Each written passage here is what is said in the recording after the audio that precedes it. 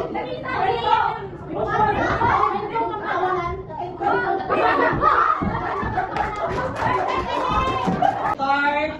now.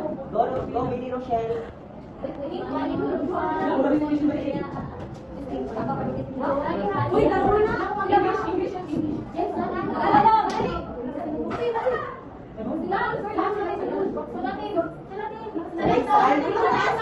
Salaysay.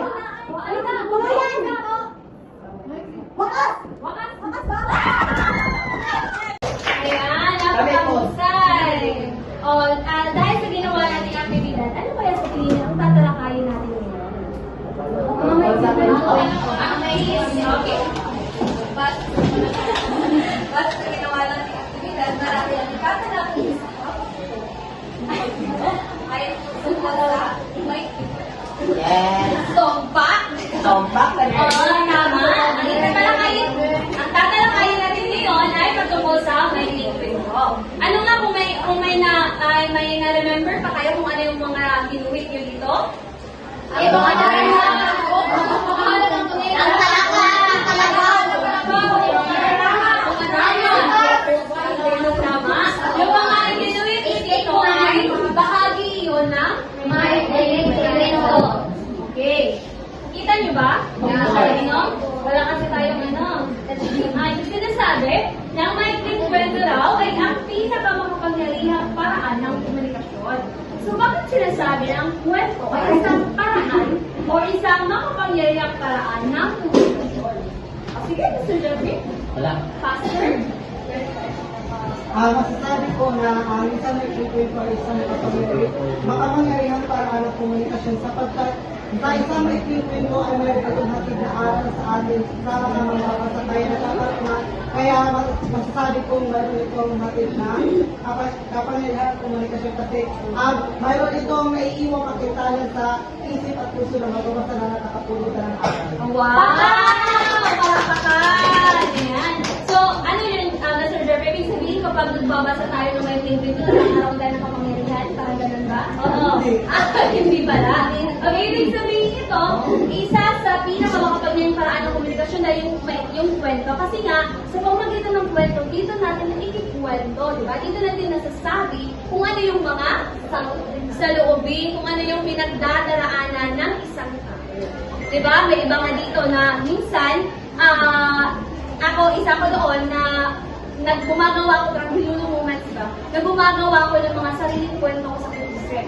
Na parang yung gustong mangyari itaw na, or di kaya yung mga naranasan ko sa buhay patungkol sa pag-ibig, ganyan. Parang ginagawa ko siya ng kwento. Kasi nga, dito, parang masasabi mo, wala kang masasabi, wala kang masabihan ng iba, dito mo masasabi, o may papakita kung ano yung kwento mo. Diba? Kasi may kwento ka, diba yung kwento ng buhay ko. Ganon. So, parang dito nila na ipapakayag ang kanilang sari-sariling kwento. Okay, next. Okay, sinasabi na ang maikling kwento ay isang maikling takha. Anong ibig sabihin pag sinabi natin maikling? Konti lamang, oo. Sinasabi na ang maikling kwento raw isang maikling takha sapagkat natatapos siya sa isang upuan lamang. Diba? Kasi maikling lang siya, maikling kwento nga. Diba? Hindi naman siya sinabi ng habang kwento. Ayan.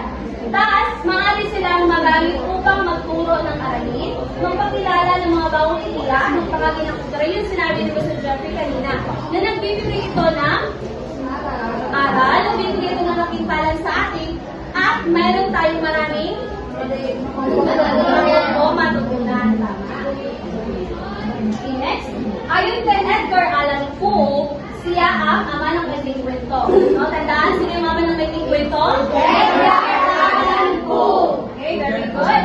Sinasabi niya na ang maikling kwento raw ay isang aktang pampalilikha ng buni-buni at bungang isip na hango sa isang tunay na pangyayari sa buhay. Okay, binibinig sa paano mo may papakahulugan ang sinabi ni Ginoong Edgar Allan Poe. Okay.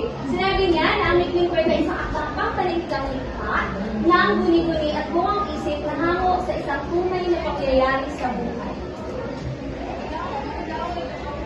So para sa akin, yung parang pahayag niya patungkol sa maikling kwento, ito ay patungkol sa mga taong malikot yung pag-isip. Kumbaga, yung ang iniisip nila is sobrang creative. Kung kaya, malikot yung pag-isip. Kumbaga, yung ang iniisip nila is sobrang creative. Kung kaya, sa pagiging creative nila, nakakalita sila ng mga kwento-kwento na kapusulit ang ang mangyayari talaga sa totoong buhay. Bigyan natin ng 5 bagsak sa go! Tama. Isa na dito ay yung, ano ba yun? Ang pangkat machine. Diba kung inisipin natin, para naman hindi siya makatotohanan. Ngunit, yung nangyayari doon ay pwede natin, hindi kaya may aral tayo na nabubulot. Ayan. So, ibig sabihin, hindi lamang ito parang yung talagang nangyayari. Yun, as in, ano gayon siya ng life ng isang tao. Kasi maaaring pwede dito maging, yun nga, yung ano ba yun? Yung creative dito na pagkasuway. Oo, nagkakali yun, nagkakasinig ng pagkasulat. Para hindi specific o direct na nangyayari talaga sa totoong buhay. O hindi ko, hindi literal na nangyayari. Ayan. Sabi naman ni Marius et al., ito ay maikli at masining. Yan, isang upuan at sandaling panahon lamang ang ginugugol upang matunghayan, mabasa at kapupulutan ng aral, pananabik at aliw. So parang para-pareha rin yung mga ano nila, no? Definasyon patungkol sa maikling kwento. Okay. Ito naman yung mga bahagi ng maikling kwento. Sino yung nakakalam kung ano yung mga bahagi ng maikling kwento? Anyone? Sige.